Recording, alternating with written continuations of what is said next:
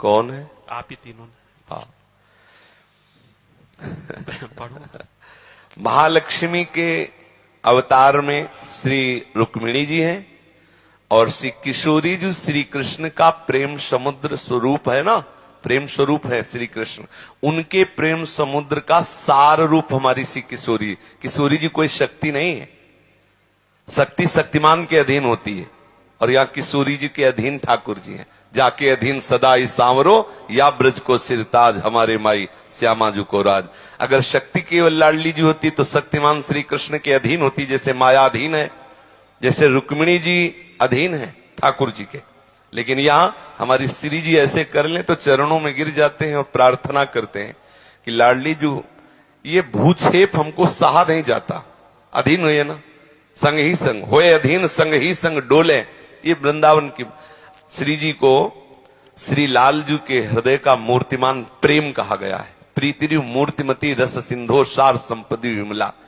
एक प्रसंग आता है ब्रजलीला के अंतर्गत कि श्री द्वारिकाधीश जी शयन कर रहे थे तो रुक्मिणी जी पंखा चल रही थी, तो देखा कि निद्रा के समय में उनके आंसू चल रहे और निकल रहा है राधा राधा राधा राधा। आश्चर्यचकित हो गई। जब प्रभु शुद्ध हुई बाय तो रुक्मिणी जी ने प्रश्न किया कि ये इतना राधा प्रेम आपके हृदय में, क्या हम अष्टपट रानियों में या रानियों में कोई ऐसी सुंदरी नहीं, कोई ऐसा नहीं? आज भी आपका हृदय राधा राधा पुकारता है और आंसू निकलते हैं। मैं देखना चाहती हूं कैसी है राधा किशोरी, कैसी है राधा रानी। ठाकुर जी ने कहा जब कभी वो कृपा करेंगे, ऐसा अवसर देंगी तो आपको दर्शन हो जाएंगे। तो एक बार सूर्य ग्रहण पड़ा तो समस्त ब्रजवासी परिकर भी कुरुक्षेत्र में सब गए हुए थे। तो वहां ऐसा ब्रजलीला के अंतर्गत आता है कि वहां नंद बाबा, यशोदा जी, वृषभान जी, कीर्ति मैया, तो इधर लाडली जी और सब पूरा ब्रजवासी परिकर। तो ठाकुर जी मिलने आए, तब रुक्मिणी जी ने प्रार्थना की हम भी चलें। बोले नहीं, पहले आदेश लेते हैं किशोरी जी से। तो किशोरी जी से कहा कि रुक्मिणी जी आदि दर्शन करना चाहती, तो उनका जैसे आपकी प्रसन्नता आदेश हुआ। तो श्री रुक्मिणी सत्यभामा आदि अष्ट प्रधान जो श्री कृष्ण प्रिया हैं द्वारिकाधीश की, वो आए। जे ही जहां हमारी लाडली जी का शिविर लगा हुआ तो प्रथम द्वार पे गई तो एक हाथे से रखे हुए स्वर्ण की छड़ी ली हुई एक सखी खड़ी थी। उसे देखते ही सब आश्चर्यचकित हो गई, सबने प्रणाम किया कि किशोरी जी यही होंगी, क्योंकि इतनी सुंदर। तो उन्होंने कहा स्वामी जी अंदर है। तब उनको लगा कि ये उनकी दासी है। कैसी दासी है श्री जी की? लक्ष्मी कोटि विलक्ष लक्षण लसल लीला किशोरी सतई राराध्यम ब्रज मंडलेति मधुरम राधाभिधानम परम। करोड़ लक्ष्मियों को मूर्छित कर दे ऐसी सुंदर राधा दासी है किशोरी जी, नहीं ऐसी राधा दासी है। अब वो जब 7 जो दरवाजे थे उसके अंतःपुर में हमारी लाडली जी विराजमान थी।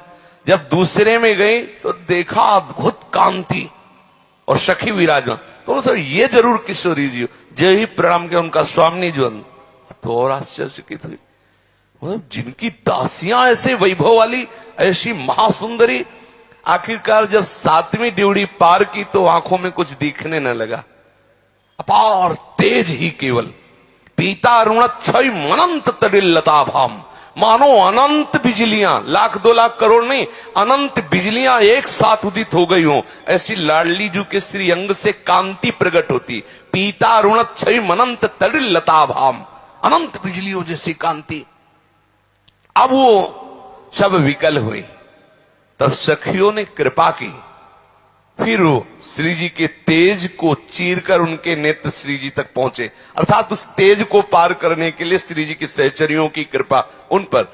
जब उन्होंने देखा ऐसा रूप लाडली जी का कि सबके आंसू चलने लगे, क्योंकि मूर्तिमान प्रेम का रूप।